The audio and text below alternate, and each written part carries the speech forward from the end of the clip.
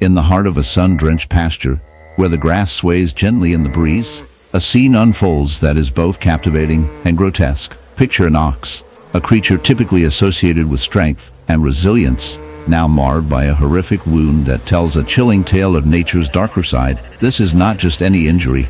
It is a gaping, festering hive of bees, a grotesque testament to the intersection of life and death, beauty and horror.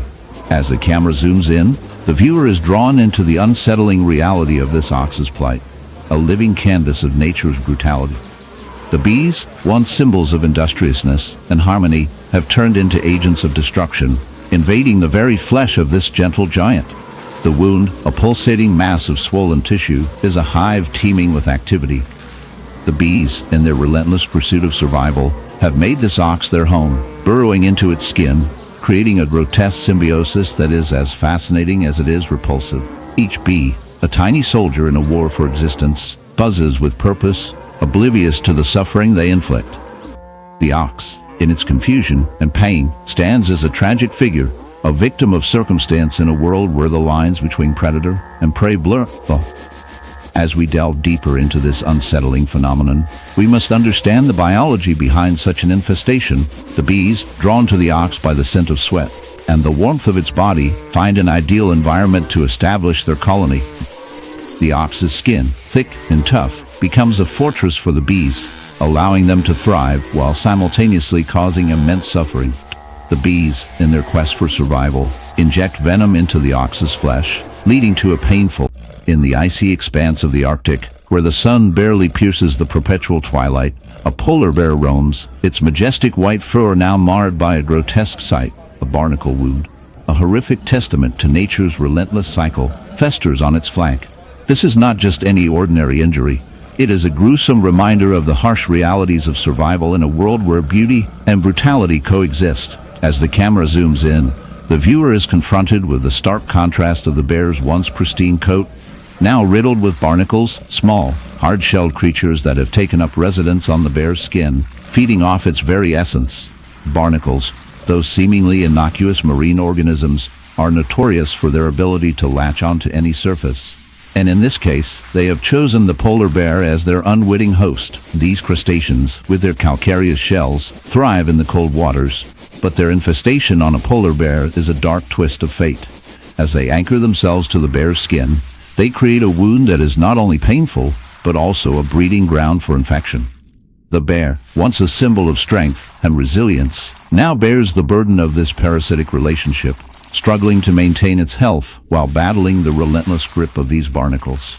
The infestation is a chilling reminder of the interconnectedness of life. The barnacles, in their quest for survival, have turned the bear into a living habitat, a mobile ecosystem that highlights the darker side of nature. As the bear lumbers through the snow, each step is a reminder of the toll this infestation takes on its body. The wound oozes, a grotesque display of nature's cruelty, as the bear's immune system fights a losing battle against the relentless onslaught of these tiny invaders. Yet, in this dark narrative, there lies a moral reflection on the human impact on the environment. As we continue to encroach, the sun beat down on the savanna, baking the earth and turning the air hazy.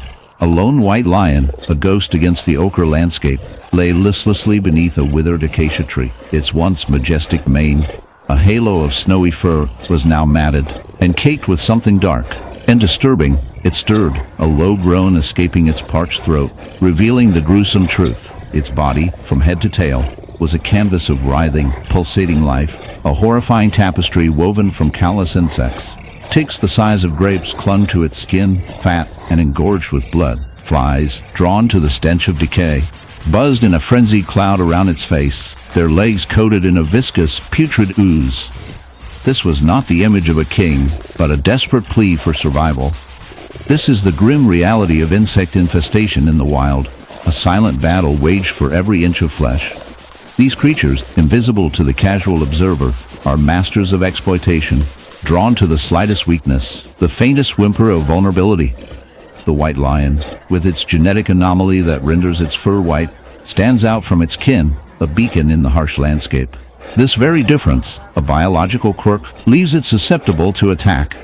Its white fur, a genetic mutation, offers no camouflage, making it a prime target for predators and scavengers. But this vulnerability extends beyond the realm of the physical. The white lion's weakened immune system, a consequence of its genetic anomaly, makes it particularly susceptible to the onslaught of parasites. The infestation, in its ghastly totality, is not just a visual spectacle. It's a chronicle of a slow, agonizing death. The insects, driven by their primal instinct to feed, burrow into the lion's flesh, their saliva injecting toxins that weaken its defenses. They suck the lifeblood from its veins, leaving behind festering sores and exposed tissue, a macabre feast for vultures and scavengers. The white lion's once powerful body, a symbol of predatory grace, is now a grotesque parody of its former self. Muscle wasting, fever, and dehydration set in, each symptom a nail hammered into the coffin of its survival. The white lion's fate offers a chilling reflection of our own species. Are we not also, in our own way, vulnerable to infestation? Our societies, built on complex systems and fragile infrastructures, are equally susceptible to the relentless onslaught of greed, corruption, and indifference. Just as the insects weaken the lion, these insidious forces erode the very foundations of our civilization. We build walls, establish laws, and create systems of governance, but these are mere shields against the ever-present threat of internal decay. Perhaps the most unsettling aspect of this story is the indifference of nature. The white lion's suffering is a mere footnote in the grand tapestry of the ecosystem. Its death, a necessary sacrifice in the grand scheme of things. The circle of life, they say, but is there no compassion, no mercy in this relentless cycle? We, as humans, with our capacity for empathy and reason, stand apart from the savagery of the natural world, or do we?